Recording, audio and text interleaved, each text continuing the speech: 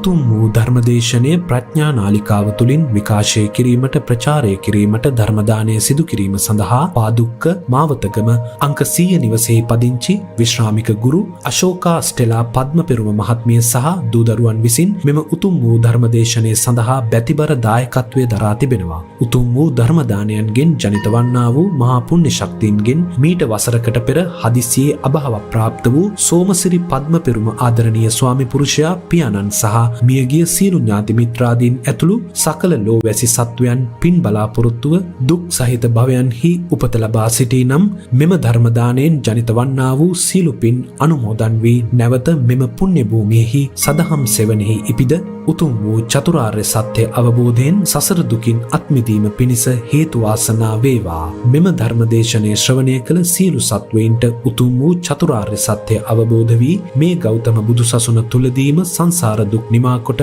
උතුම් වූ නිවනින් සැනසීම පිණිස මෙම ධර්මදානය හේතු වාසනා වේවා. සියලු රෝගී ලොවින් තුරන් වී සැමට නිරෝගී සුව සැලසේවා.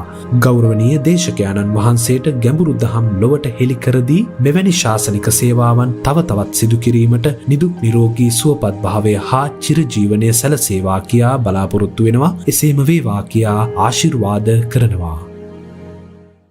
නමෝ තස්සේ භගවතෝ අරහතෝ සම්මා සම්බුද්දස්සේ නමෝ තස්සේ භගවතෝ අරහතෝ සම්මා සම්බුද්දස්සේ නමෝ තස්සේ භගවතෝ අරහතෝ සම්මා සම්බුද්දස්සේ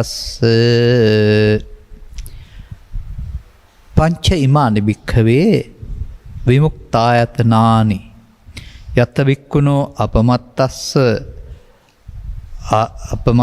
ආතාපිනෝ පහිතත්තස්ස විහෙරතෝ අවිමුත්තං වා චිත්තං විමුච්ඡති අපරික්ඛණං වා ආසවා පරික්ඛණං ගච්ඡති අනුප්පන්නං වා අනුත්තරං යෝගක්ඛේමං අනුපාපුනාති තී.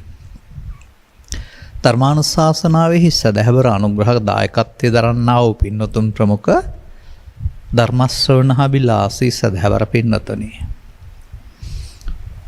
ඔබට මතක නම් මින් පෙර ධර්මදේශනාවක් කරමින් අපි විමුක්තායතන නම් වූ සූත්‍රයේහි පළවෙනි කොටස ආශ්‍රයෙන් ධර්මදේශනාවක් ඒ.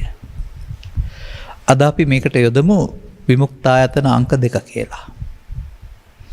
විමුක්තායතන අංක 1න් පැහැදිලි කළේ තථාගත බුදු පියාණන් වහන්සේ හෝ ක්ෂීණාශ්‍ර උත්තමෙක් ධර්මදේශනා කරනු අසා ඒ ධර්මයේ අර්ථය සහ ධර්මය අර්ථය අර්ථපටිසංවේදී නැත්නම් අර්ථය විශේෂයෙන් දැන ගැනීම සහ ධර්මයේ විශේෂයෙන් දැන ගැනීම තුලින් ප්‍රමෝදය ඇති වී සිත සංසුන් වී ඒ තුලින් සිත කෙලෙසුන්ගෙන් මුදවා ගන්නා ධර්මශ්‍රවණ මාර්ගය පිළිබඳව. ඒක ඒ ආයතන පහක් කියන්නේ මාර්ග පහක්. මාර්ග පහකම අනුගමනය කරන්න ඕන කියන එක නෙමෙයි. ඒ පහකින් එකකින් මේ මග පාදා ගන්න පුළුවන් කියන එකද. අපි දෙවෙනි කොටස ගැන බලමු අද මොකද තථාගතයන් වහන්සේ වදාහලා තිබෙන්නේ කියලා. පුණ්‍ය පරම්පික්කවේ බික්කුණෝ න හේව කෝ සත්තා ධම්මං දේසේති අඤ්ඤතරෝවා ගරුට්ඨානියෝ සබ්‍රහ්මචාරී. මහණෙනි, නැවත මේ තථාගත බුදු පියාණන් වහන්සේ මේ න්යාමයේ ධර්ම දේශනා කරන්නේ නැහැ. සබ්‍රහ්මචාරීන් වහන්සේ කෙනෙක් නැත්නම් රහතන් වහන්සේ කෙනෙකුත් බණ අහන්න ලැබෙන්නේ නැහැ. අපිචකෝ යතාසුතං යතා පරියේ සත්තං ධම්මං විත්තරේන පරේසං දේසේති. ඒ වුණාට යම් ආකාරයෙන් Taman තේරුම් ගත්තද යමන් විර්ථ හොයාගත්තද ඒ තේරුම් ගත්ත දේ අන් අය සඳහා විස්තර කරමින් ධර්ම දේශනා කරන්න යනවා නම්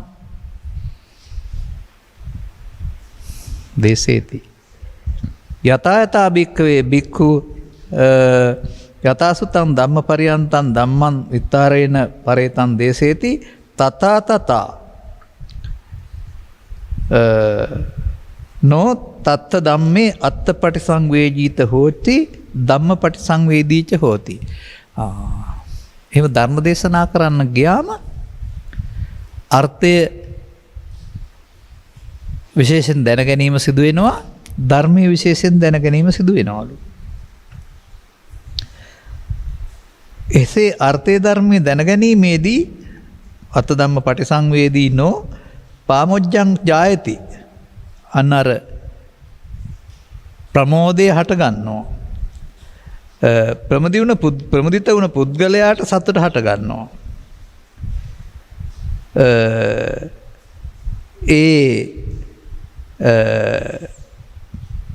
පීතිමනස්ස කායෝ පස්සම්බති. එම නැත්නම් ඒ ප්‍රීති මනස හටගත්ත පුද්ගලයාගේ වේදනා සංඥා සංකාර විඤ්ඤාණ උපාදානයන් සංසිඳෙනවා.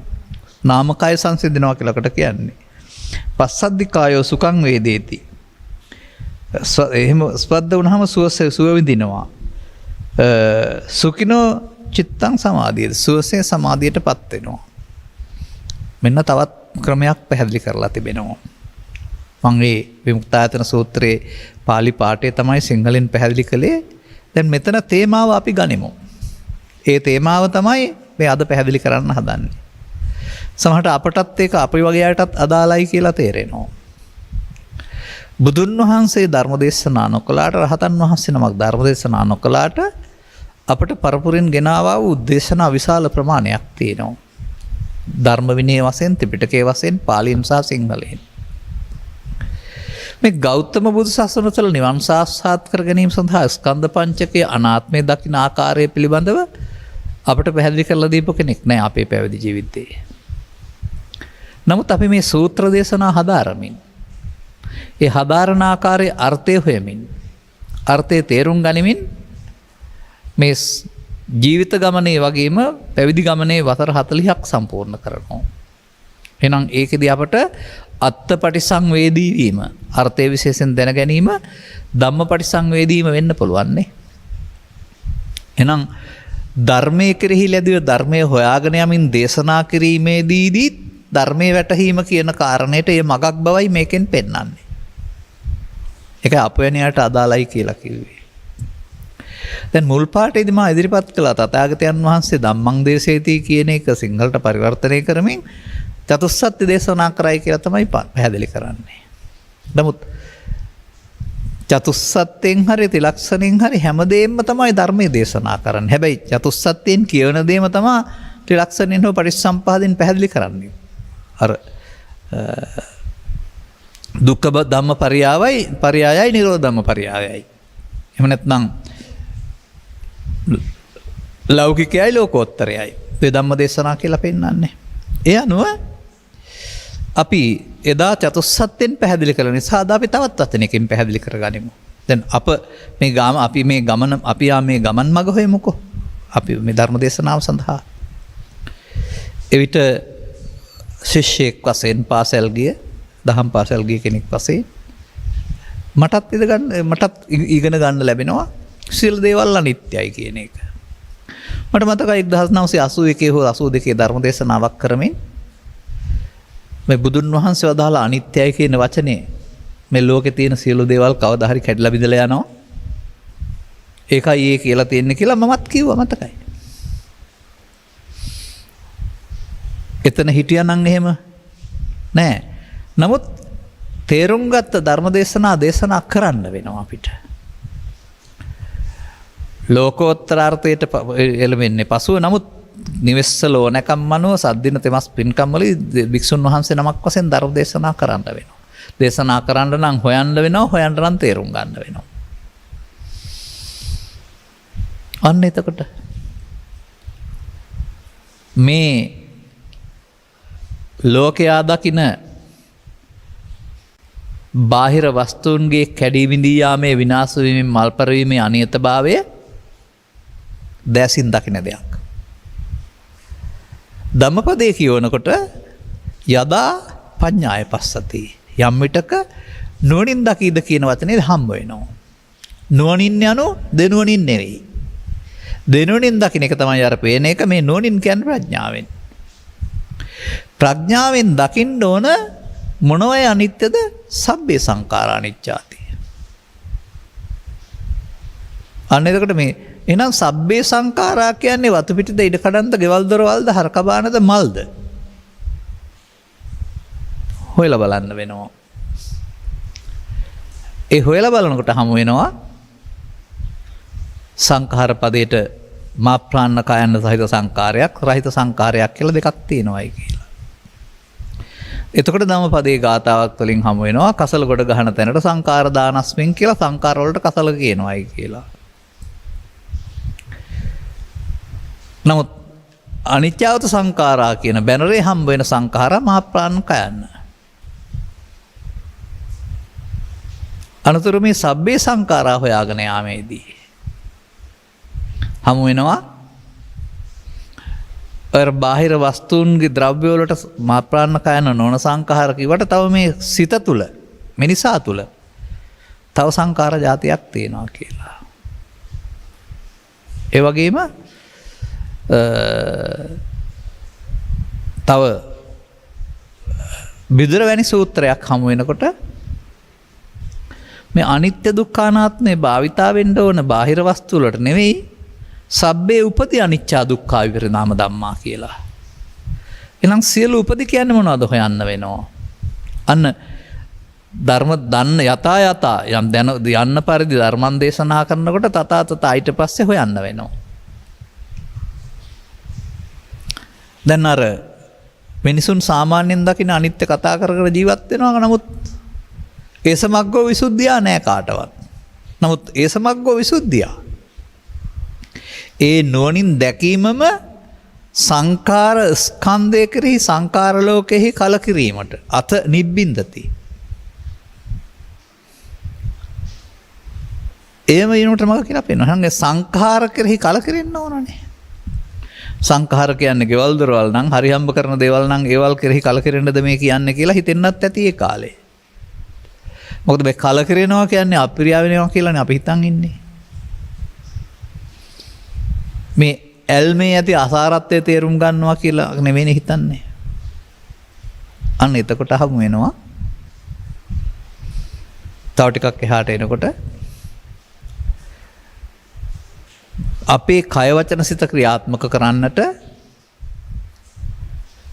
කාය වචී මනෝ සංකාර කියලා තුනක් අපි ළඟ ක්‍රියාත්මක වෙනවායි කියලා. නමුත් ඒවා සබ්බේ සංකාරද කියලාත් හොයන්න හිතෙනවා.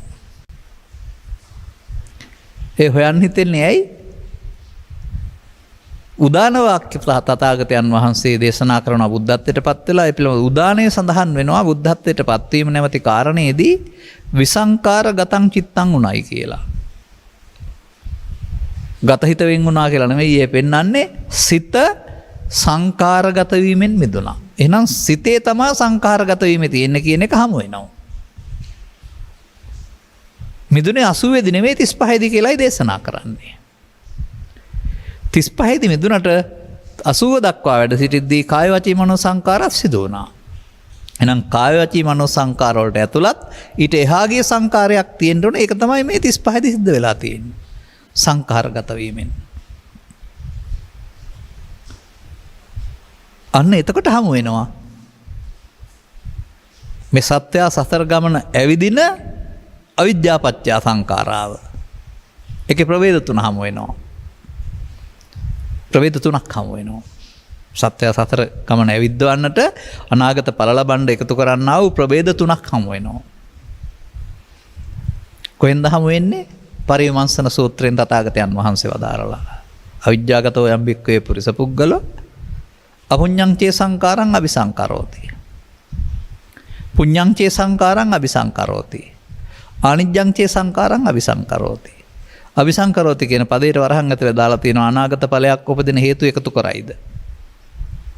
දැන් අන්න බාහිර වස්තුන්ගෙහි බලන සංඛාර දැකීම අපි පැත්තට එනවා.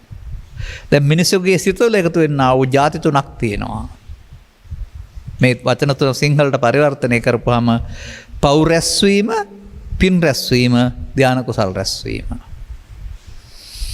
තව මදි. බුදුන් වහන්සේ පිළිබඳ අබමල් රේණුවක තරම්වත් සැකයක් ඇත්තේ නැහැ. නමුත් තව මදි සාක්ෂි හොයන්න වෙනවා. මන්දයත් මේ වර්තමාන පොතපත කාය වචී මනෝ සංකාර සබ්බේ සංකාරات කියලා කියන අය ලියන අය ඉන්නවා. ඉන්න විසඳ ගන්න ඕනනේ.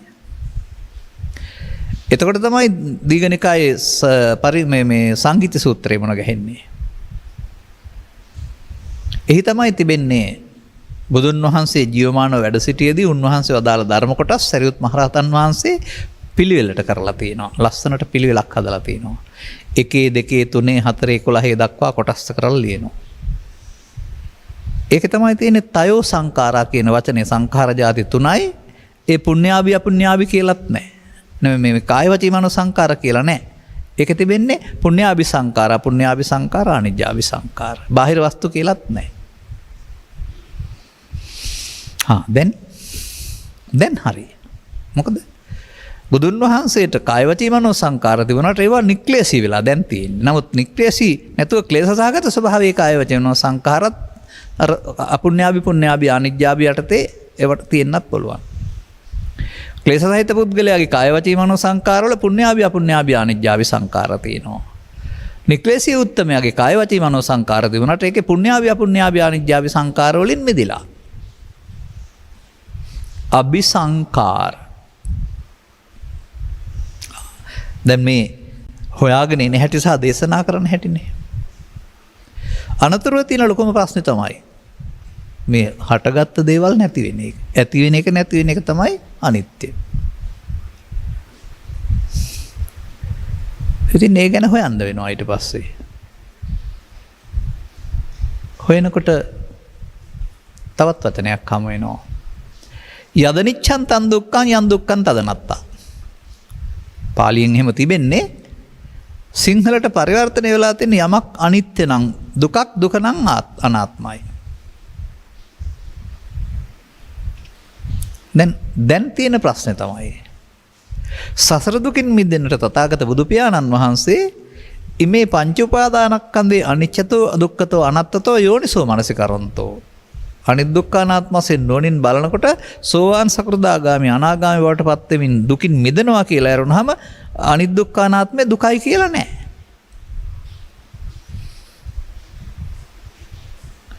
ඒකේ බුදුන් වහන්සේ අනිදුක්ඛානාත්මය තුළ දුකින් මිදලා යනම දුකටපත් වෙලා නැහැනේ. දැන් මේ පංච උපාදානස්කන්ධේ අනිදුක්ඛානාත්ම බවට පත් වීමයි රහත් වීම කියන්නේ. ඊට පස්සේ ස්කන්ධ පංචකයේ පවතින්නේම අනිදුක්ඛානාත්මය. දැන් යමක් අනිත්‍ය නම් දුක නම් බුදුන් වහන්සේ බුද්ධත්වයට පත් වෙන තැන් පටන් ශරීරය අතහරින තැන දක්වා පුදුම දුකක් විඳින්න ඕන වෙනදාට වඩා. එතකොට සමයි සඳහන් වෙන්නේ මේ පඤ්ඤාය පස්සති නුවණින් දකින අනිත්‍යක්. ඒක දකින්න වෙන බාහිර වස්තු වල නෙවෙයි සංඛාර තුළ. ඒ වගේම දුක නෙමෙයි සිංහලෙන් දුක කියන පද අකුරු දෙක එකතු කරගත්තාම හම්බ වෙනවා සංඛාරයන්ගේ කිසිවක් නැති අසාර බව දුක්ඛ කියන්නේ. එහෙනම් පුණ්‍යාභි අපුණ්‍යාභි ආනිජ්ජාභි සංඛාර වල යමක් තියෙනවා අපට. නමුත් දුක්ඛ කියන එකේ තේරුම අසාර වශයෙන් බලන්න කියන එක. එහෙනම් අපිට සාරයි බුදුන් වහන්සේගේ දැක්ම අසාරයි.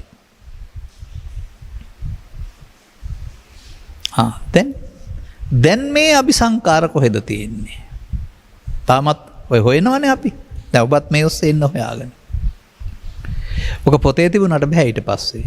අපි ළඟ කොහෙද මේක තිබෙන්නේ? අපි ළඟත් තිබෙනවා ඊට පස්සේ හමු වෙනවා පුද්ගලයා ජීවත් වෙනකොට පරිහරණය කරනු ලබනවා අසකරනාසය දිවකය උදව් කරගත්තා වූ මේවන් පාවිච්චි කරන රූප වේදනා සංඥා සංකාර කියලා පහක්. මොහොතින් ඇති වෙන නැතෙන.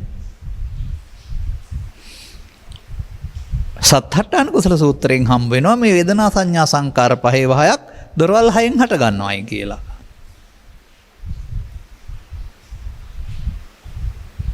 එහෙනම් එතනින් සැකේ දුර වෙනවා පංචස්කන්ධය කියන්නේ කයට නොවන බව දොරවල් හයෙන් හට ගන්නා වූ සමූහයකට බව. එවිට එහෙමනම් ඇසට හම්බ වෙන අරමුණ නිසා, කනට හම්බ වෙන අරමුණ නිසා, නාසයට හම්බ වෙන අරමුණ නිසා හෙවත් අරමුණට නමක් තියාගන්න ඕන. අපි රූප, ශබ්ද රූප, ගන්ධ රූප, රස රූප, පොට්ටබ්බ රූප, ධම්ම රූප කියලා.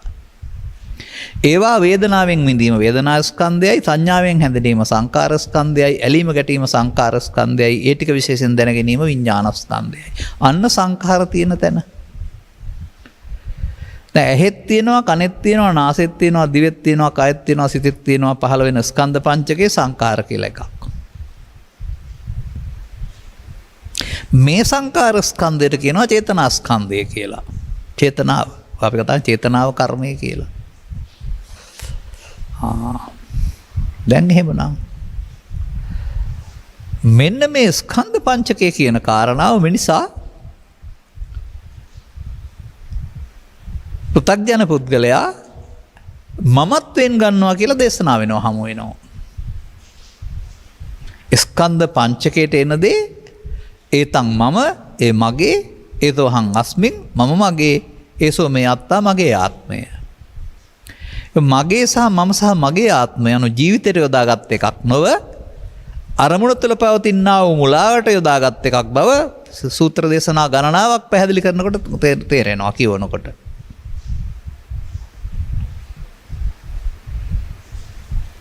එතකොට බුදුන් වහන්සේ එලි කරන්න උත්සාහ කරනවා මිනිසා කරන වරද්ද ස්කන්ධ පංචකය මගේ මම මගේ ආත්මකට ගන්න එක කියන එක. මගේම මගේ ආත්මකොට ගැනීම කියන වචනට තව අර්ථ විග්‍රහයක් හමු වෙනවා. මඤ්ඤමානෝකෝ බික්ඛු බද්දෝ මාරස්ස කියලා. කුමක්ද මමත්වෙන් ගන්නෙ? ස්කන්ධ පංචකය. ස්කන්ධ පංචකේ මමත්වෙන් ගැනීමේදී මායයට බැඳෙනවා කියන එකේ තේරුම සතරට අහු වෙනව නැත්නම් පංච උපාදානස්කන්ධය බවට පත් වෙනවා. ස්කන්ධ පංචකේ වෙනයි, ඒ උපාදානය වෙනයි, නැත්නම් මමත්වෙන් ගැනීම වෙනයි. දැන් තේරෙන කාරණය තමයි පව් කරන්නත් ස්කන්ධ පංචකය, පින් කරන්නත් ස්කන්ධ පංචකය, ධ්‍යාන වඩන්නත් ස්කන්ධ පංචකය. අපි එහෙම දැනගත්තේ නැති වුණාට බුදුන් වහන්සේ ධර්ම දේශනා සඳහා විග්‍රහ කිරීමේදී පුද්ගලයා තුළ පවතිනා වූ ස්කන්ධ පංචකය විග්‍රහ කරනු ලබනවා. දැන් තව ටිකක් එහාට යන්න වෙනවා. අර මොකක්ද අර මඤ්ඤමානෝකෝ බික්ඛු බද්දෝ මාරස්ස කියන්නේ? නැත්තම් මේ නিত্য සහ අනිත්‍ය අතර පරතරය මොකද්ද? හොයාගන්න වෙනවා. මන්දයත් නিত্য කියන්නේ ස්ථිර බව, අනිත්‍ය බව නැති වෙන බව. ඒක තමයි තාමත් මේ සමාජයේ ඉන්නේ බොහෝ තරේ. නමුත් ස්කන්ධ පංචකය තුළ ඇති වෙන්නේ නැති වෙන එකද අනිත්‍ය බව. එහෙම තාමත් කියන අය ඉන්නවා මේ සමාජයේ. අර අනිත්‍ය බව කියන වචනේ ඉස්තර නැති බව තේරුම් අරගෙන ස්කන්ධ පංචකය හටගත්තාම නැති වෙලා යන එක අනිත්‍ය කියලා ලියන කියන අය තාමත් ඉන්නවා. දැන් එහෙමනම් බුදුහාමුදුරුවෝ පහළ වෙලා ලෝකෙට ධර්ම දේශනා කරන්න ඕනේ. මිනිස් වර්ගය පහළ වුණු තැන් පටන් මිනිස්සුන්ට ඇසෙන් කනෙන් නාසයෙන් ස්කන්ධ පහළ වෙන්නේ ඇති වෙනව නැති වෙනව. නමුත් ඒ ඇති වෙන නැති වෙන එක උන් දන්නෙත් නෑ. ඒක නුවණින් දකින්න එකක් නෙවෙයිනේ. මේක නුවණින් දකින්න ඕන දෙයක්. වෙනස තේරෙනවා. බාහිර වස්තුන්ගේ සිදුවී වෙනස් වීම දි รา යන එක කරන එක සිදු වෙන දෙයක්. ස්කන්ධ පංචකය ඇති වෙන නැති වෙන එක සිදු වෙන දෙයක්. බුදුදහමේ අනිත්‍ය කියන්නේ සිදු වෙන දෙයකට නෙවෙයි. නුවණින් දකින්න ඕන දෙයක්. අර පාමොජ්ජං උප්පජ්ජති කියලා කතා කරන ප්‍රමෝදයේ පහළ වෙන්නට අදාළ තැනට අපි එන ගමන් මගයි මේ පැහැදිලි කරන්නේ.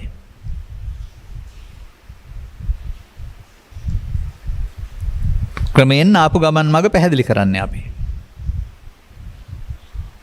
එතකොට තව ටිකක් එහාට හොයාගන්න වෙනවා. ඒ කුමක්ද? මේ සංඛාරයන්ගේ අනිත්‍යයි බලන්න තියෙන්නේ.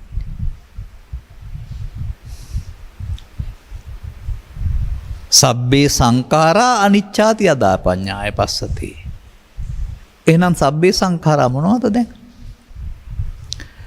එක ස්කන්ධ පංචකය තුළ පහළ වෙන පව. දෙක ස්කන්ධ පංචකය තුළ පහළ වෙන පින. තුන ස්කන්ධ පංචකය තුළ පහළ වෙන ධානය.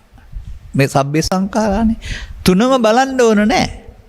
තියෙන කෙනා තියෙන එක බලන්න ඕන.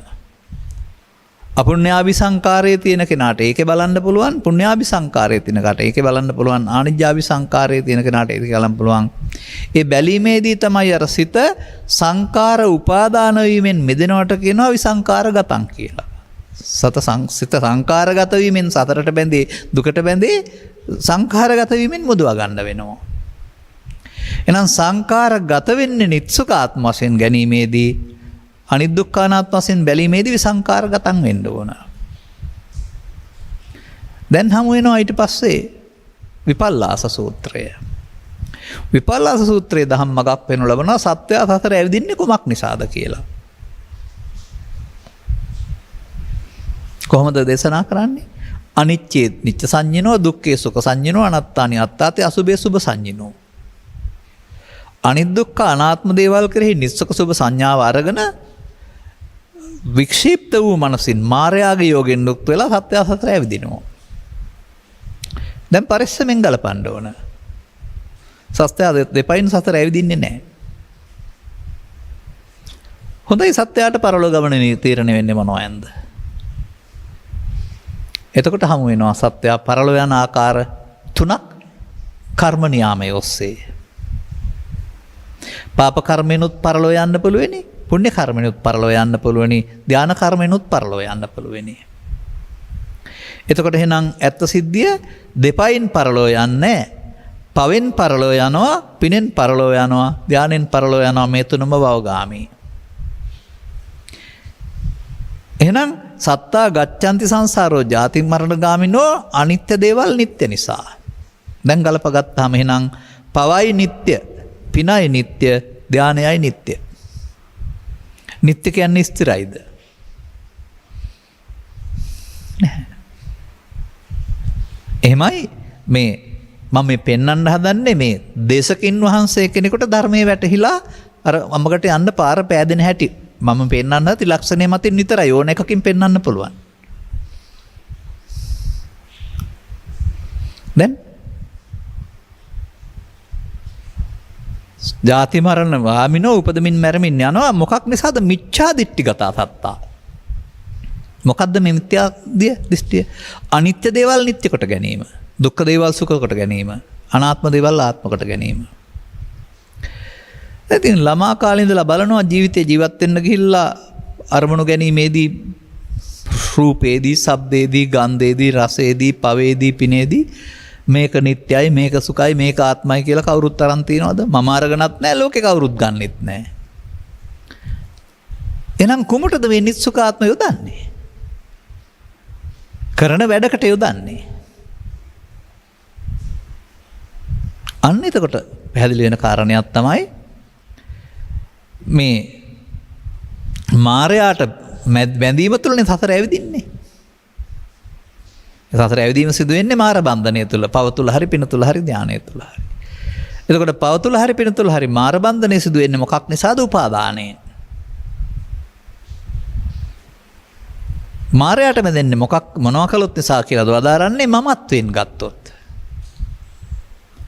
අන්න එහෙනම් පව මමත්වෙන් ගන්න පුළුවන්, පින මමත්වෙන් ගන්න පුළුවන්, ධානය මමත්වෙන් ගන්න පුළුවන්. මඤ්ඤමානෝකෝ බික්ඛු බද්දෝ මාරහතුනටම හරි.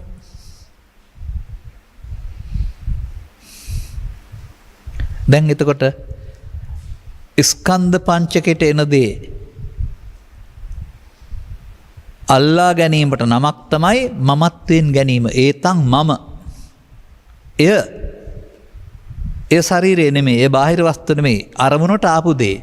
පවද, පිනද, ධානයේද, රූපේද, ශබ්දේද, ගන්ධේද, රසේද, ඒතං. අන්න මඤ්ඤමානෝ කියන්නේ ඒක මමත්වෙන් ගන්නවට. මමත්වෙන්. ඒක මම වුණාම, මගේ වුණාම මම මගේ වෙනවා. මගේ, මම මගේ, මගේ ආත්ම. පාලියෙන් හම්බ වෙනවා ඒතං මම, ඒතෝ අහං අස්මින්, ඒසෝ මේ අත්තා. මගේ, මම මගේ, මගේ ආත්ම. දැන් මගේ, මම මගේ ආත්ම තියෙන්නේ කොහෙද? ස්කන්ධ පංචකය තුල. හරි. තථාගතයන් වහන්සේ වක්කලි හිමියන්ට දේශනා කර වදාරනවා බුදුන් වෙත යන්න නම්, ධර්මයේ දකින්න නම් මේ ස්කන්ධ පංචකය ඊට එන දේවල් සබ්බං රූපං. සබ්බං රූපං විග්‍රහ කරන්න බෑ කය ගත්තොත්. මොකද කයක් මෙච්චරනේ තියෙන්නේ. නමුත් සබ්බං රූපං වලට 11ක් විග්‍රහ කරනවා. දූරේ සන්තිකේ දුර ළඟ. සුකුමෝලාරිකෝ සියුම් ගොරෝසු. අජ්ජත්තික බාහිර ඇතුළත පිට. අතීත වර්තමාන අනාගත එහෙම කොහෙද ශරීරයක් තියෙන්නේ. නමුත් රූපවලට, ශබ්දවලට, ගන්ධවලට, රසවලට, ස්පර්ශ ධම්මවලට ගත්තොත් මේ 11ටත් වඩා බෙදන්න බැරිද? එහෙමයි පංචස්කන්ධේ රූප 11කට බෙදෙනකොට අපට අරමුණු වශයෙන් ගවල් කපන්න පුළුවන් වෙන්නේ. නමුත් නේතං මම නේතෝ හමස්මින් නමේසෝ අත්තාති සම්මප්පඤ්ඤාය දට්ඨබ්බං. මොකටද ධර්මයේ දකින්න? වක්ලීට වදාරන්නේ. ස්කන්ධ පංචකේ රූප හෝ වේදනා හෝ සංඥා හෝ සංඛාර මගේ නොවන, මම නොවන, මගේ ආත්ම නොවන වශයෙන් නුවණින් දකින්න. දෙනුවණින් නෙමෙයි ප්‍රඥාවෙන්. අන්න දැන් හමු වෙනවා. මිනිසුන් කරමින් ඉන්න එක මගේ මගේ ආත්ම වශයෙන් බලන එක. වචනෙන් කියන්නේ නැහැ, කරමින් ඉන්න එක තමයි ඒ විග්‍රහ කරන්නේ තථාගතයන් වහන්සේ. වක්කලි හිමියන්ට යෝජනා කරන්නේ බුදුන් වෙත යන්න ඕන නම්, ධර්මයේ දකින්න ඕන නම් මගේ නොවන, මම නොවන, මගේ ආත්ම නොවන වශයෙන් බලන්න.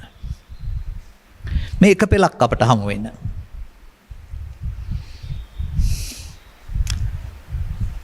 අර විපල්ලාස සූත්‍රයේ පැහැදිලි කරව දාරන්නේ. අනිත්‍ය දුක්ඛ අනාත්ම අසුබ දේවල් නිත්සුකාත්ම වශයෙන් අරගෙන සත්‍යය හතර ඇවිදිනවා. බුදුර ලෝකෙට පහළ වෙලා තේමං ධම්මං දේශේති දුක්ඛූප සමගාමිනං, මේ දුකින් මිදෙන්නට මෙන්න මේ ධම දේශනා කරනවා. මොකද්ද? අනිච්චං අනිච්චතෝ දක්ඛං දුක්ඛමත් දක්ඛ දුක්ඛතෝ අනත්තානි අනත්තාති අසුභං අසුභතද්දසුං සම්මාදිට්ඨි සමාදානා. අර මිනිසුන් කරන වරද්ද වරදෙන් මිදෙන්න අනිත්‍ය අනිත්‍ය වශයෙන්, දුක්ඛ දුක්ඛ වශයෙන්, අනාත්ම අනාත්ම වශයෙන් දකින්න. අසුභ කියන්නේ සුබ නැහැ කියන එක නෙමෙයි, සාර කොට ගන්න බෑ කියන එක. එහෙම බලනවා නම් සම්මාදිට්ඨි සමාදානයක්. දැන් මේ දෙක ගලප ගන්න බලන්න. කුමක්ද ගලපන්න ඕන? එකක් පංචස්කන්ධය ඒතං මම හේතුහමස්මින් ඒසෝ මේ අත්තා. මගේ මම මගේ ආත්ම. මගේ මම මගේ ආත්ම කොට ගත්තොත් සමහරයට බැඳෙනවා. ඒ නිසා මගේ නොවන, මම නොවන, මගේ ආත්ම නොවන වශයෙන් බලන්න කියලා යෝජනා කරනවා. ඔන්න එකක්. පංචස්කන්ධයේ නිත්‍යසුඛාත්ම කොට ගැනීමෙන් සත්වයා හතර ඇවිදිනවා. මේ පංච උපාදානස්කන්ධය අනිදුක්ඛ අනාත්ම වශයෙන් බලන්න පුළුවන් නම් සෝවාන් සකෘදාගාමි අනාගාමි අරිහත් වෙනවා. දැන් මොකද්ද නිගමනයට එන්න ඕන?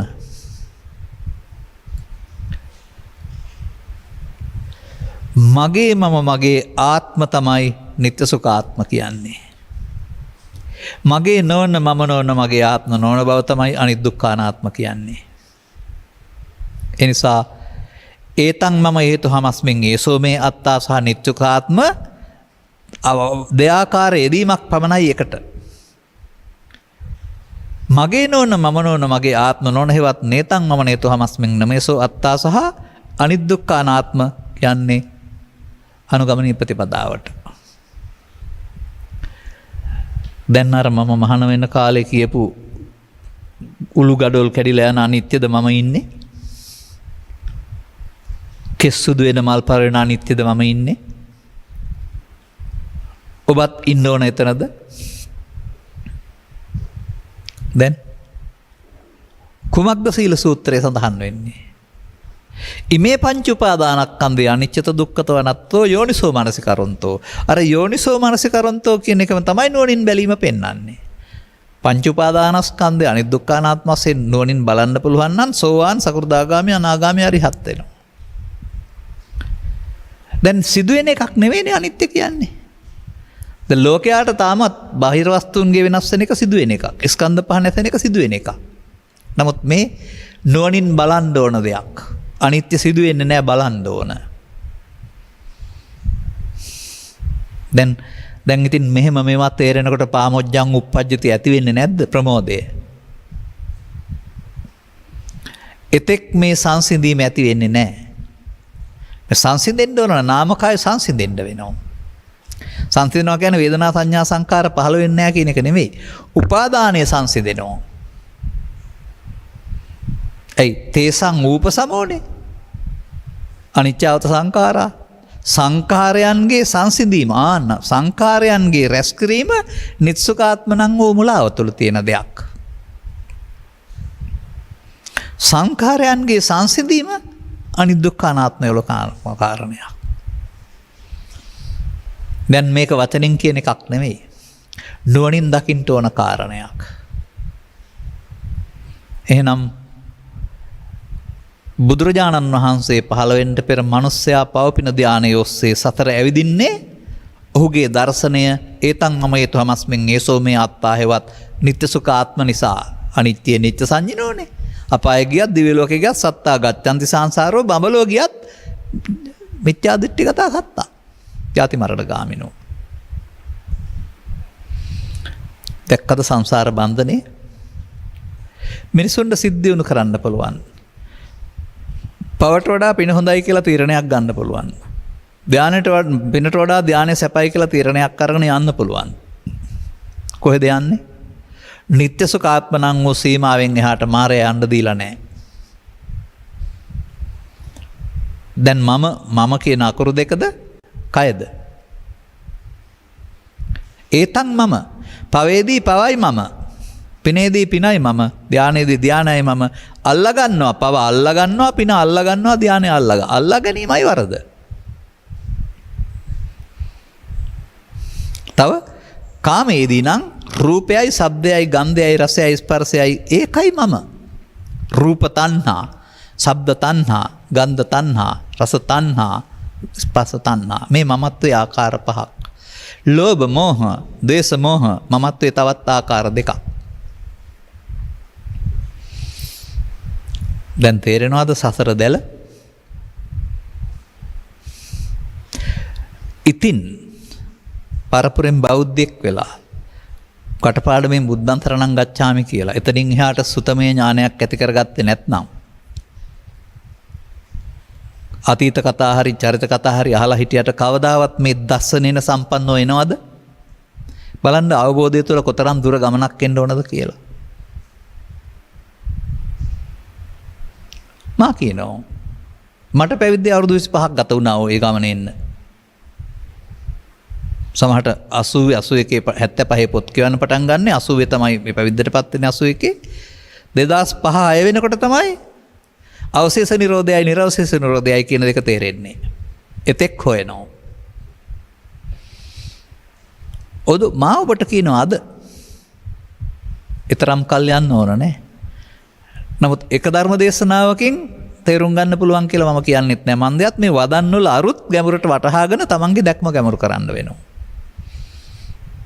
එට මේ රටේ ධර්ම දේශනා 1000ක් අහපු අය 500ක් අහපු අය 50ක් අහපු අය හැම රටේ ඕන තරම් අය ඉන්නවා. අන්න උන් මේ මග ඔස්සේ අර තථාගතයන් වහන්සේ ධර්ම දේශනා නොකලා රහතන් වහන්සේලා ධර්ම දේශනා නොකලාට ත්‍රිපිටකයේ ආශ්‍රයෙන් ධර්ම දේශනා පරිහරණය කරලා දේශනා කරන අය අහලා උන්ගේ දැක්ම ගැඹුරු කරගත්ත අය.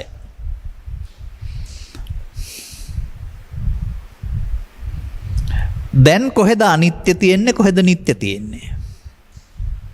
කොහෙද නෝනින් දකින අනිත්‍ය කොතනද තියෙන්නේ?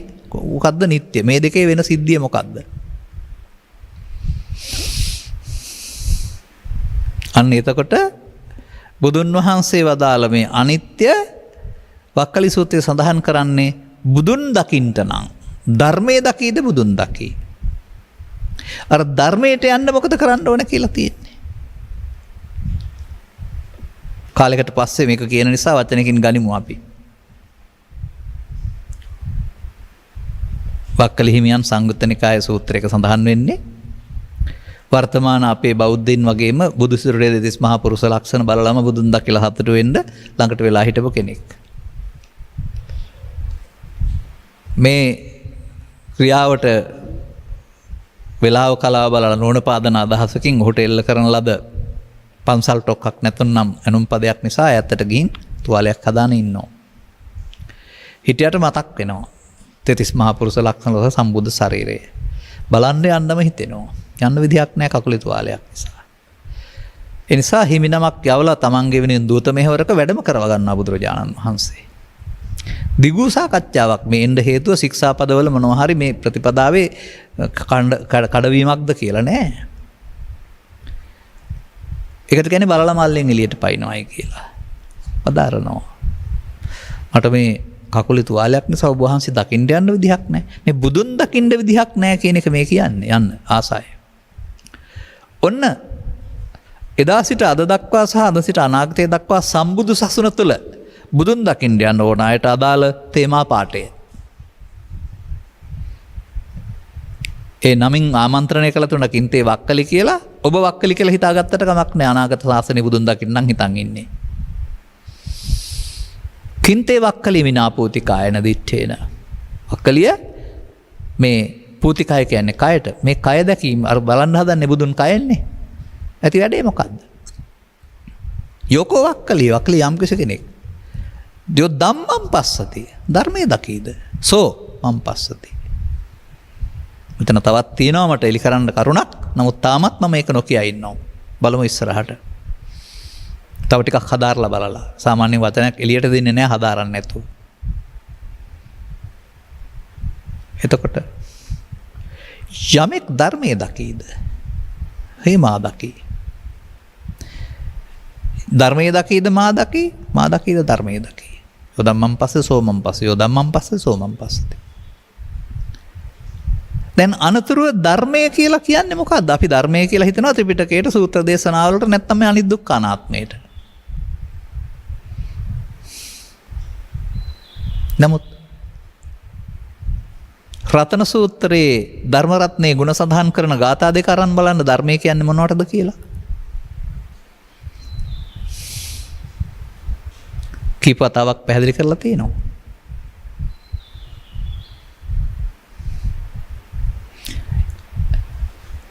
කයං විරාගං අමතම් පනීතං යදජ්ජ ගාසක්ඛ්‍ය මුනි සමාහිතෝ. ආධ්‍යාත්මිකයෙන් සංසිඳීමට පත්වනා වූ ශාක්‍ය මුනින්ද්‍රයන් වහන්සේ රාගදේශ මොහොෂය කරන්නා වූ විරාගය ඇති කරන්නා වූ අමෘත සංඛ්‍යාත වූ ප්‍රණීත වූ දහමක් හොයාගත්තා. න තේන ධම්මේන සමත්තිකින්චි ඒ ධර්මය හා සමාන වෙන ධර්මයක් නැහැ. ඉදම්පි ධම්මේ රතනම් පනිතං ඒතේන සච්චේන සුවත්ති හෝතු. දැන් මේ ධර්මය කියන්නේ නිවනට නේද? නිවනේ සරණින් සත් වෙන්න සොයවා කියන එක ගන්න අමාරුයි නේද ඔබට තාම? ඒතේන සච්චේන සුවත්ති හෝතු. එනිසා නිවන නැමැති ධර්මයට යන එක පාරක් තමයි ස්කන්ධ පංචකය අනිත් දුක්ඛ අනාත්මය බලන එක. ස්කන්ධ පංචකය අනිත් දුක්ඛ අනාත්ම නෙමෙයි ධර්මය.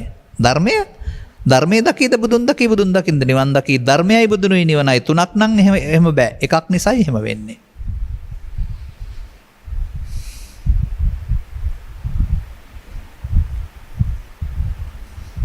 යං බුද්ධ සෙට්ඨෝ පරිවන්නයි සුචින් සමාධිමානං තරකඤ්ඤමාහු. ශ්‍රේෂ්ඨ බුදුරජාණන් වහන්සේ විශේෂයෙන් වර්ණනා කළසේක්ද පරිවන්නයි විශේෂයෙන් වර්ණනා කළසේක්ද පිරිසිදු සමාධියක් සුචින් සමාධි. ඒහා සමාධිය හා සමාන අඤ්ඤමාහු සමාධිනාතේන. ඒ සමාධිය හා සමාන වෙනස් සමාධියක් නැහැ. සමාධි තියෙනවා නමුත් ආනන්තරික සමාධිය හා සමාන සමාධියක් නැහැ. ඒක බුදුන් වහන්සේට හමු වුණාරනම ඊට පෙර ආයත හමුුනේ නැහැ. ඒවා ලෞකික සමාධි. සමාධියද ධර්මයේ උතුම් රත්න භාවයක්. ඉදම්පි ධම්මේ රතනම් පනීතං. දැන් මේ ලෝකෝත්තර සමාධියට නේද ධර්මය කියන්නේ. දැන් ඔය ධම්මං සරණං ගච්ඡාමි කියන එකේ තේරුම නිවනේ සරණයි කියන එක තේරුම් ගන්න තව කොච්චර කල්යයිද? ඔය වචනෙන් ගියේ අයින් අයට තේරුම් ගන්න. එවිට ධම්මං සරණං ගච්ඡාමි පදය පෘථග්ජන භාවය සිට ආර්ය පද දක්වා ගැඹුරට අරන් යන්න වෙනවා. ධර්මයට යන එක පාරක් විතරයි ත්‍රිලක්ෂණය. ධර්මයට යන තව පාරක් තමයි චතුස්සත්‍යය. ධර්මයට යන තව පාරක් තමයි පටිච්චසමුප්පාද නිරෝධය. ධර්මයට යන තව පාරක් තමයි කර්මක්ෂය කිරීමේ කර්මය. ධර්මයට යන තව පාරක් තමයි සතර සතිපට්ඨානය. ඒක තියෙනවා පාරවල් 20ක් විතර සතර සතිපට්ඨානේ. ධර්මයට යන තව පාරක් තමයි මරණ සතිය. මේ ඕන එකක් වඩනකොට වැඩෙන එකට කියනවා බොජ්ජංග කියලා. බොජ්ජංග කියලා වෙනම જાතියක් නෙමෙයි. මේ ඕන එකක් තුල වැඩෙන්නේ බොජ්ජංග. ධර්මයට යන පාර. අර සමනල කන්ද මුදුනට යන්න පාරවල් අතුරු මාර්ග 8ක් 10ක් තියෙනවා ඔස්සේ. දැන් ඔබට එකයිනේ දැනගන්න ඕන. අන්න අපි මේ කතා කරගෙන ඉන්න පේලිය තුල කතා කරන්නේ එක දෙයක් එතකොට. දැන් හරිනේ ගැලපෙනවානේ. සීල සූත්‍රයේ ස්කන්ධ පංචකයේ අනිදුක්ඛ අනාත්ම වශයෙන් නොනින් බලන්නා සෝවාන් වෙනවා සකෘදාගාම වෙනවා අනාගාම වෙනවා රහත් වෙනවා. ඇයි අනිදුක්ඛ අනාත්ම වශයෙන් නොනින් බලන් වෙලා තියෙන්නේ? අනුවණකමින් නිත්සුකාත්ම කොට අරන් තියෙන නිසා. හරි කවුද නිත්සුකාත්ම කියලා කවදාවත් ගත්තේ? වචනින් ගත්තද කියලා කවුරුත් නෑ. අරමුණේ ඇලෙනවට ගැටෙනවට මුලා වෙනට නමක් තමයි මගේ මම මගේ ආත්ම හේවත් නිත්සුකාත්ම කියලා කියන්නේ. එහෙනම් පෘථග්ජන පුද්ගලයා මඤ්ඤමානෝකෝ බික්කෝ බද්දෝමා රස්ස වෙලා ඉඳගෙන බුද්ධං සරණං ගච්ඡාමි ධම්මං සරණං ගච්ඡාමි කියලා වචනෙන් කී කියා ඉන්නවා. වාචික සරණාගමනේ අරුණාම ප්‍රතිපත්තිමය සරණාගමනේ නැහැ. පෘථග්ජනයාට කාටවත්. කියන එකත් හොඳයි බෞද්ධයෙක් වෙන එකත් හොඳයි. ගැඹුරට යන්න. දැන් ඔබේ මේ ස්කන්ධ පංචකය තුළ නැත්තම් මේ ඔබ තුළ පහළ වෙන මේ ධර්මතාවය තුළ මේ පංච උපාදානස්කන්ධයනේ අනිදුක්ඛ අනාත්මතෝ යෝනිසෝ මනසිකරොන්තෝ කියලා පෙන්නන සීල සූත්‍රයේ වක්කලිටත් අදාළේ. තංකින් මඤ්ඤසි වක්කලි. මොකද ඔබ ගැන හිතන්නේ? මේ රූප වේදනා සංඥා සංකාර පහ නිත්‍ය දසකදාත්මද ස්වාමිනී අනිදුක්ඛ අනාත්මයි. අන්න එතනින් හොයන්න පුළුවන් ලස්සනට. අනිත්‍ය දුක්ඛ අනාත්ම දෙයක් මගේ මම මගේ ආත්ම වශයෙන් ගැනීම සුදුසුද? එක සැරයක් නෙමෙයි 10 සැරයක් මෙතෙන්ට යොමු කරලා බලන්න පොත පෙරලලා.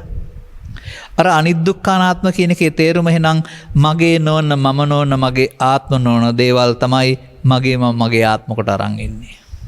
ඒක යොදා ගන්නයි බැරිකම තියෙන්නේ. අන්න වැරැද්ද. සසරගත වැරැද්ද. දැන් මගේ මම මගේ ආත්ම කොට ගැනීමෙන් සසරට බැඳේ මඤ්ඤමානෝකෝ බික්කු බද්දෝමා රස්ස අරමුණ තුළ දකින්න. පමාද විහාරිත්තේ. අරමුණ තුළ දකින්න. ඇස තුළ හරි කන තුළ හරි නාසය තුළ හරි පහළ වෙන අරමුණ තුළ. රූපය තුළ, ශබ්දය තුළ, ගන්ධය තුළ, රසය තුළ, ස්පර්ශය තුළ, පව තුළ, පින තුළ, ධානය තුළ ඕන එකක් තුළ දකින්න. බද්දෝමා රස්ස සිදු වෙන හැටි. ඒක පමාද විහාරී. ඒක නොකරන එක තමයි මේ බුදුන් වහන්සේ හොයාගත්ත බුදුන් වහන්සේ වෙත ධර්ම වෙත යන පාර. අරක මාර්යා වෙත යන පාර, සසර වෙත යන පාර. සසර වෙත යන පාරේ තියෙන්නේ කර්මඵල, බුදුන් වෙත යන පාරේ තියෙන්නේ මාර්ගඵල. කර්මඵල කිසියකින් මාර්ගඵල බලාපොරොත්තු වෙන්න එපා. ලෝකේ තියෙන රටේ එහෙමයි. කර්මඵල වලින් තමයි මාර්ගඵල ලැබෙයි කියලා බලාපොරොත්තු වෙන්නේ. කර්ම වලට හම් වෙන්නේ විපාක. ඒවා ඔක්කොම ලෞකිකයි. කර්ම සේකරපුවම හම් වෙන්නේ ඵලයක් ඒක ලෝකෝත්තරයි. මේ දෙක තේරුම් ගන්නේ නැහැ. දැන් මෙතෙන් එන්න ඔබ ළඟ මේ සිදුවෙන සිද්ධිය තේරුම් ගන්න. ඇස තුල බලන්න, කන තුල බලන්න, නාසය තුල බලන්න, රූපය තුල බලන්න, ශබ්දය තුල බලන්න. මේ මඤ්ඤමානයේ සිදුවෙන හැටි නැත්තම් නිට්ටය වෙන හැටි. නිට්ටය සුඛ ආත්ම කොට ගැනීමෙන්නේ මායයට බැඳේ කියලා කියන්නේ. අන්න එතකොට අරමුණු තුළ අපි කතා කරනවා තින්නම් සංගති පස්සෝ කියන ඒක තුනක එකතුවක්. ඒ ස්පර්ශ වීම තුළ විඳීම හට ගන්න හැටි වේදනා කියලා කතා කරනවා. අන්න වේදනාවට ඇලෙන ගැටෙන එකට කියනවා තණ්හා හේවත් මමත්වෙන් ගැනීම. තණ්හා වුණොත් උපාදාන භව වෙනවට අන්න එකට තමයි නිත්සුකාත්ම කියන්නේ. තණ්හා උපාදාන භව වෙන එක බද්දෝමා රස්ස එහෙනම් මඤ්ඤමානෝ මමත්වෙන් ගැනීමෙන් මායයට බැඳේ ඒක තමයි නිත්සුකාත්ම කියන්නේ. එහෙනම් ස්කන්ධ පංචකය තුල කවුරුත් නිත්සුකාත්ම කියන්නේ නැහැ. අල්ලගත්තාම සිදුවෙන දේ තමයි නිත්සුකාත්ම කියන්නේ. නුනුවණින් දකින්න දේ. දැන් ඔන්න පමාද විහාරී. දැන් ඉතින් තම තමන් අනුගමනය කරන ක්‍රියාමාර්ගය තුළ තමන් කොතරම් පමාද විහාරයද කියලා බලන්න මේ තම තමන් ඉන්න ශේස්ත්‍රයන් තුළ ස්ත්‍රී හෝ පුරුෂ ගිහි හෝ පැවිදි උගත් හෝ නොඋගත්. එතකොට මෙහෙම බලනවා නම් ඔහුට කර්මයේ සරණ ඇරුණාම ධර්මයේ සරණ නෑ නේද? නමුත් වක්කලිට වදාලන්නේ නේතං මම නේතු හමස්මින් නමේසෝ අත්තාති සම්මප්පඤ්ඤා මනා නුවණින් දකින්න ඒ තමයි ධර්මයේ දකින්න පාර. දැන් මේ තණ්හා උපාදාන වුණාම ප්‍රතිඵලය මොකද්ද? තණ්හා උපාදාන බව නම් කර්ම රැස්වේ අවිද්‍යා සංකාර. පවටත් අවිද්‍යා සංකාර, පින් රැස්වීමටත් අවිද්‍යා සංකාර, ධ්‍යාන රැස්වීමටත් අවිද්‍යා සංකාර. දැන් දැක්කද අවිද්‍යා පත්‍ය සංඛාරා සීමාව? ලෝකේ බුදුන් වහන්සේ පහළ වෙනකොට මිනිසුන් සියලු දෙනා අවිද්‍යා පත්‍ය සංඛාරා පව තුළ පින තුළ ධානය තුළ ප්‍රථම වතාවට තථාගත බුදු පියාණන් වහන්සේ තමයි අවිද්‍යා නිරෝධයෙන් සංඛාරය කරගත්තේ සහ ඒ මග ලොවට දේශනා කළේ. දැන් ඔබේ වාරයයි. මේ මගේ වාරයයි මේ ඔබේ වාරයයි. බලන්න සියවස් 7ක් 8ක් 10ක් තිස්සේ නැත්නම් සියවස් 25ක් තිස්සේ තථාගතයන් වහන්සේ වදාළ සී ධර්මයේ ධර්මයේ දහම් පෙළවල් වශයෙන් කටපාඩම් කරපු උත්තමින් වහන්සේලා පරපුරෙන් ගෙනාව උත්තමින් වහන්සේලා ග්‍රන්ථාරූඪ කරන තෙක් අපහසුයෙන් රැකගත් අය කටපාඩමින් මොනතරම් වදයක් විඳින්න යද්දී වෙනුවෙන් අනතුරු ග්‍රන්ථාරූඪ කරලා ග්‍රන්ථ රැකගත් අය 2600ක ශාසන ඉතිහාසය තුළ මේ දහම් පෙළ මතු කරන්නට මේවා රැකගන්න මොනතරම් මහන්සියක් දරලා තියෙනවද? උන්වහන්සේලා අතර සුළු මොන වරදක් තිබුණත් ඒ වරද පසකින් තබා මල් පුදන්ට වටිනා වැඩක් කරලා තියෙන සම්බුදු සසුනේ දහම් පෙළ රැකීම පාලියෙන් 56ට පෙර සිංහල තිබුණේ නැහැ. ඉස්සර සිංහල තිබුණායි කියනවා සිංහල පාලිය පෙරළුවා තමයි කියලා කියන්නේ මහා විහාරයේදී.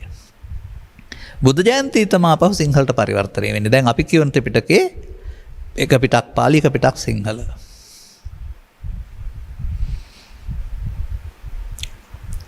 දැන් මෙතනදි තමයි තියෙන්නේ සීනාසව රහතන් වහන්සේලා නෙවෙයි පාලි ත්‍රිපිටකේ සිංහලට පරිවර්තනය කළේ අපේ සිටේ හිටපු මහතෙරුන් වහන්සේලා නැත්නම් ඒකට කියන්නේ සම්බහුලත්තේරෝ හස්තවරයන් වහන්සේලා. නමුත් මා කල්පනා කරනවා සියලු දෙනා වහන්සේම පුහුදුන් මට්ටමේ හිටියේ කියලා.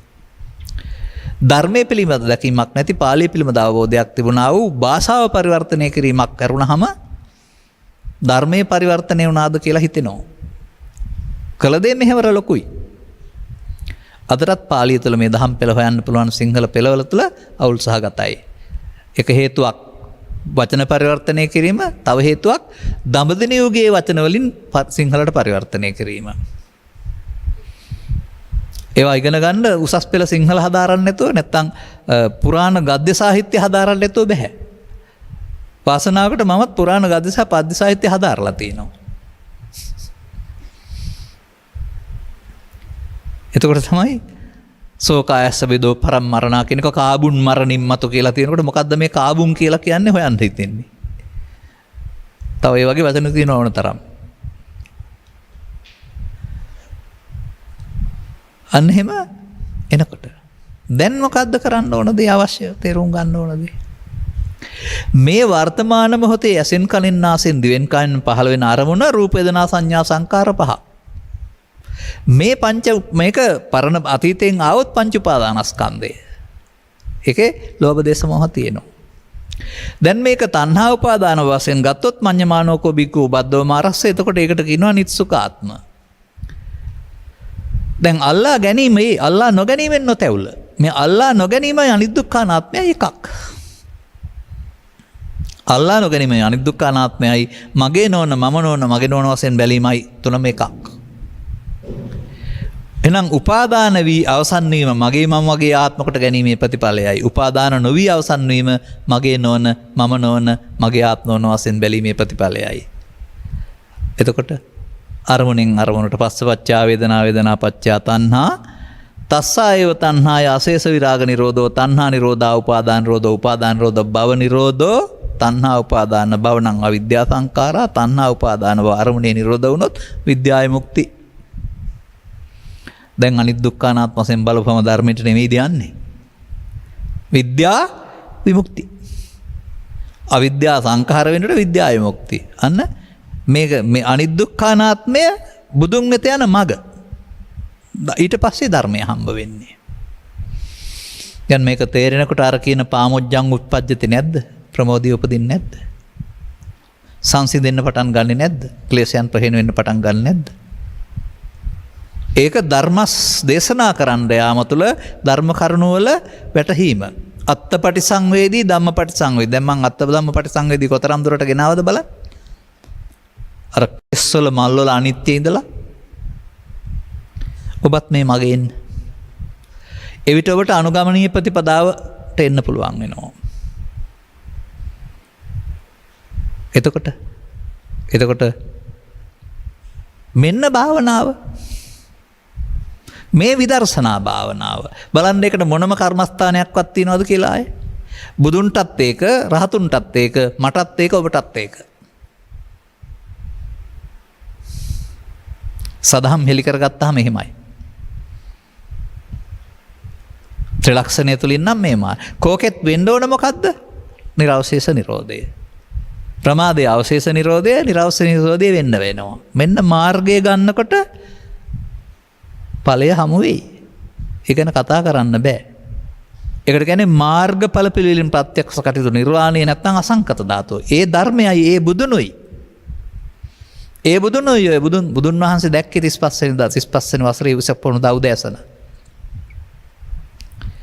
ඒ බුදුන් එදාටත් අදටත් ඉදිරියටත් ඉස්සර බුදුවරුන්ටත් අනාගත බුදුවරුන්ටත් හමු වෙනවා. ඒ බුදුන් හමු වීමෙන් තමන්ගේ පෞද්ගලිකත්වය සංසිඳෙනවා. පෞද්ගලිකත්වයේ සතර ගමන සහ පෞද්ගලිකත්වයේ සතර දුක සංසිඳෙනවා. සතෙක් හිටියා හෝ නෑ නෙමෙයි දුකම හටගනී දුකම සංසිඳේ කියලා සූත්‍ර දේශනාවල පවතිනවා. ඉස්සරහට පැහැදිලි කරන්නම්. දැන් හරි. යතෝ සම්මස්ස සංඝා සංකන්දානං උද්‍යව්‍යයන්. යම් විටක ඇසෙන් කලින් නාසෙන් ස්කන්ධයන්ගේ උදය හේතු ඉතුරු නොවී අවසන් වීම වැය. හේතු ඉතුරුකට අවසන් වී උදයව්‍ය කියන්නේ නැහැ. එතකොට උපදිනවා පීතිපාමොජ්ජං ලබති පීතිපම්මොජ්ජං. ඒකට නිවනයයි කියනු ලැබේ. එච්චර ඈත නෑ නේද? ගැඹුරු නෑ නේද? දැන් හිතන්න මොනවද නිවන් කියලා හෙව්වේ? දැන් කල්පනා කරන්න ධම්මං තරණං ගච්ඡාමි කියලා කොතන ඉඳන්ද කිව්වේ? ගැඹුරට එන්න. අන්න ඒක තමයි ගිහියෝ පැවිදි ඕන කෙනෙකුට ධර්මයේ දේශනා කරන්න ගියොත් පොත්පත් කියවන්න ගියොත් එක තැන ඉඳලා හරියන්නේ නැහැ. ගැඹුරට හොයන්න යන්න වෙනවා. මම මේ පැහැදිලි කළේ පෞද්ගලිකව ත්‍රිපිටකයේ ඔස්සේ හොයාන ආපු මග. තව ඔකට ත්‍රිපිටක නොවන ග්‍රන්ථ විශාල ප්‍රමාණයක් ඇතුළත්. එහෙනම් ඔන්න අපි විමුක්තායතන අංක 2 ධර්ම දේශනා කරන්න ගිහින් කරුණු හොයන්න යාම තුළ අවබෝධ වෙලා ඊට පස්සේ අනුගමනීය ප්‍රතිපදාව වැටෙන හැටි පැහැදිලි කළා.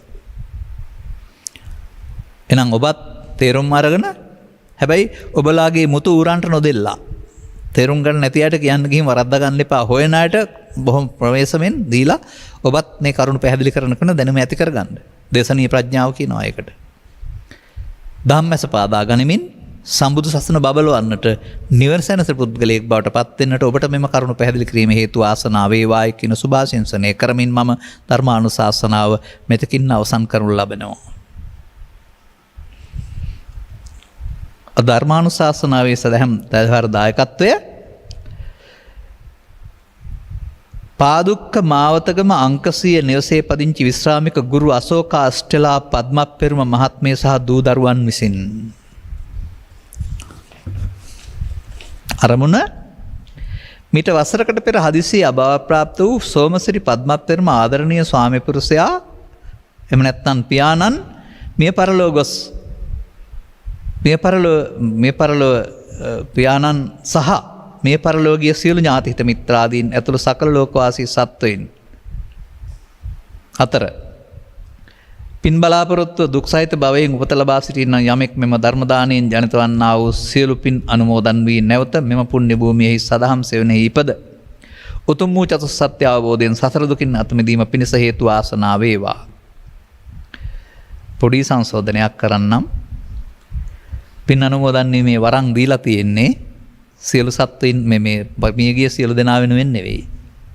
ඥාති මිත්තා සකාච මේ මියගිය පුද්ගලයාගේ ඥාතීන්ට මිත්‍රයින්ට සහ යාළුවන්ට තමන්ගේ අයයි මේ වැඩේ කරන්න ඕනේ. ලෝකෙ හැමදෙනා වෙනුවෙන් මේක කරන්න බෑ අපට. මතක තියාගන්න එකත්. අපේ අය වෙනුවෙන් අපේ අය ගාවට අපේ අය කියලා සලකලා ඒගොල්ලෝ අපි ළඟට එනවා. ඒ ආපු අයටයි මේ වැඩේ වෙන්නේ. එසා අපි ලෝකෙ හැමෝටම පින් අනුමෝදන් කරන්න කලබල වෙන්න එපා. අපි ළඟට එන්නේ නැහැ. උන් අනුමෝදනය කියන්නේ දැනගෙන සතුටු වීම. දැනගෙන සතුටු වෙන්න අපි ගාවට එන්න ඕන. මෙම ධර්මදේශනයේ ශ්‍රවණය කළ සියලු සත්වයින්ට උතුම් වූ චතුස්සත්‍ය අවබෝධ වී මෙම ගෞතම බුදුසසුන තුළදීම සංසාර දුක් නිමාකොට උතුම් වූ නිවනින් සැනසීම පිණිස මෙම ධර්ම දානයේ සහ අවබෝධයේ හේතු වාසනා වේවා. සියලු රෝගී ලොවින් තුරන් වී සැමටන රෝගී සුව ලැබේවා. ප්‍රාර්ථනීය හොඳයි අනුගාමී ප්‍රතිපදාවක් තුළ තමයි ලැබෙන්නේ. ගෞරවනීය දේශකයන් වහන්සේට ගැඹුරු දහම් ලෝට හෙළි කර දී මෙවැනි ශාසනික සේවාවන් තව තවත් සිදු කිරීමට නිදුක් රෝගී සුවපත් භාවයේ සාචිර ජීවනය සැලසේවා. ගෞරවයෙන් බාර ගන්නවා ආරාධනය. ධර්ම දේශනා කරවාගෙන ධර්ම දානෙන් ජනිත කරගත්තා වූ පුණ්‍ය ශක්තියින් ඔබ හැම දිනාගේ විශේෂයෙන් මේ විශ්‍රාමික ගුරු මාතාව ප්‍රමුඛ දරුවන්ගේ මෙලෝ ජීවිතේ නිදුක් නිරෝගී සුව සහ චිර ජීවනයේ පිණිසත් ඔවුන්ට ධර්ම අවබෝධය පිණිසත් ඔවුන්ගේ පරලොස්සපත් ඥාති වර්ගයාට අවශ්‍ය කෙනෙක් පින් අනුමෝදන් වීම පිණිසත් ඔවුන්ගේ අනිකුත් බලාපොරොත්තු සඵල වීම පිණිසත් හේතු වේවා. හැම දිනාටම නිවන සැනසෙන මං පෙත්විවර වේවායි ප්‍රාර්ථනා කරගන්න. සබ්බිහිතයෝ වජ්ජන්තු සබ්බ රෝගෝ විනස්සතු මාතේ බවත් අන්තරායෝ සුඛී දීඝායුකෝ බව හැම දිනාටම තෙරුවන් සරණයි. රාගක්ඛයෝ නිබ්බානං